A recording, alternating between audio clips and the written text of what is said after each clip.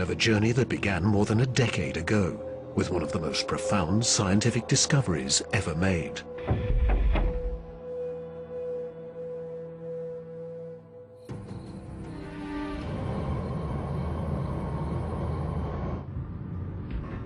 In 1995, Swiss astronomer Michel Mayor and his team make a routine observation of stars in the constellation Pegasus, located 50 light-years away. But the instruments show something strange. One star is violently lurching and wobbling. What we discovered, it's one of these stars have a velocity changing with time. What is powerful enough to disturb a star the size of our sun? Mayor offers a radical answer: a planet. But no one has ever seen a planet around another sun-like star. Problem in detecting planets around other stars is that as a planet orbits a nearby star, that planet gets lost because of its feeble light in the glare of the very bright star. In spite of the odds, Mayor relies on his data and is convinced the wobbles are caused by the gravitational pull of an orbiting planet. When I read this claim from Michel Mayor, I was very skeptical. There had been many false claims of the first planet ever discovered around another star, and I thought to myself, oh boy, here we go again.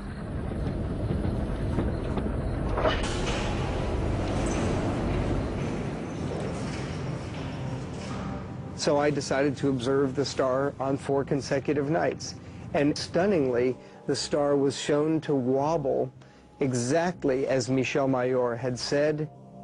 Michel Mayor and his teammate Didier Queloz announced their discovery. It rocks the scientific community. They had found for the first time reproducible, confirmable evidence of the existence of a planet around a sun-like star.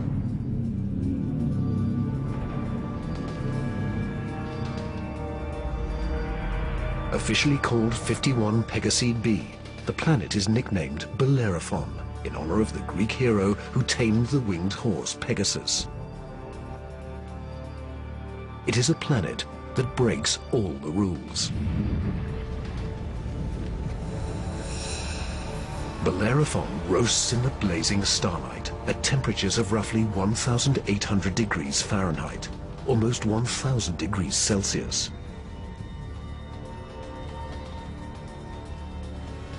It is nearly 150 times more massive than Earth and is a gas giant like Jupiter. A gas giant is a planet made mostly of hydrogen and helium. Only the outer layers are gas, but inside, hydrogen and helium is compressed to huge, huge, huge pressures. It doesn't resemble a gas at all. Unlike anything found in our solar system, this is an entirely new class of planet, what scientists call a hot Jupiter. If you go to Hawaii and see the lava flow there, that's how hot a hot Jupiter is. It's very, very hot. The Earth is a comfortable 93 million miles, or 150 million kilometers away from the Sun. These hot Jupiters are roughly 100 times closer, and so the amount of sunlight that they get is 10,000 times larger. If this represents a star, and this a hot Jupiter is 3 to 4 stellar diameters away from the star. So that would be 1, 2, 3. This is how close a hot Jupiter would be to its star. Hot Jupiters are tidally locked. They present the same face to the star at all times, just like the moon does to Earth.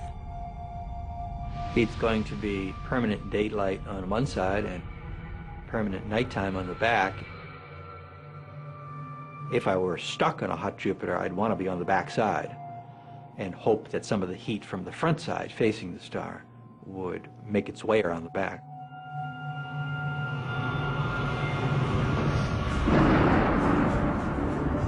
The variations in temperature make Bellerophon's atmosphere extremely windy. As the air is cooked by the star, it rises. Cooler air rushes downward to replace it, just as it does on Earth. The wind howls at thousands of kilometers per hour, far beyond anything we could ever withstand.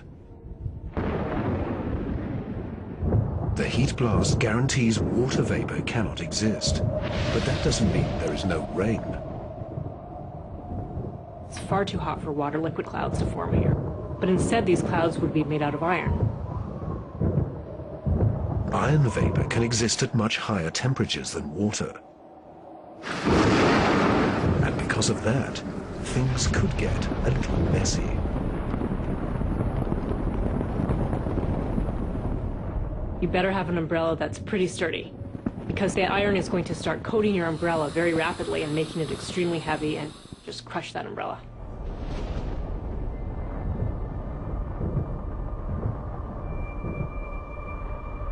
The sky overhead is filled with dancing curtains of color. Charged particles from the nearby star make auroras far more extreme than the northern lights on Earth. There is something else unique about this newly discovered world. Bellerophon orbits its sun in a blistering 4.2 days. No self-respecting planet goes around a star in 4.2 days. None of the planets in our solar system take such a short amount of time. For scientists, the tiny orbit challenges long-held notions of how planets form. The fact that the planet was orbiting every 4 days was a total puzzle until one night in the middle of the night I woke up and said, well, this must be proof that planets migrate inwards. They don't stay put where they are. The key to the puzzle is found in how planets are made. Planets are a byproduct of star formation. When stars form, they have a disk of dust and debris around them, and out of that debris, planets form. Much of what we know comes from the Hubble Space Telescope, as it aims at regions like the Eagle Nebula.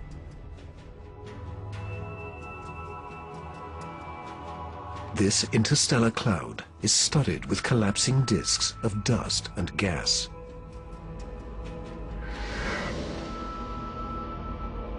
A giant clump grows in the center of each disk. Temperatures reach a searing 10 million degrees Celsius. The same nuclear fusion that powers our sun is unleashed.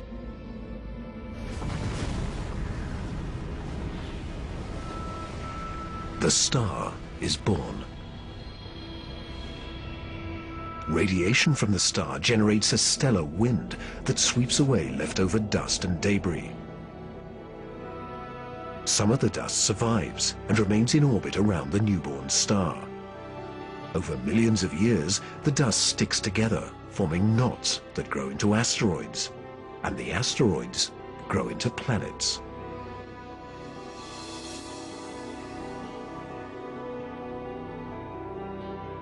These planets migrate through the disk until they find a stable orbit. This is why Bellerophon is so close to its parent star. But one newly discovered world has found its stable orbit in a place no planet should ever go.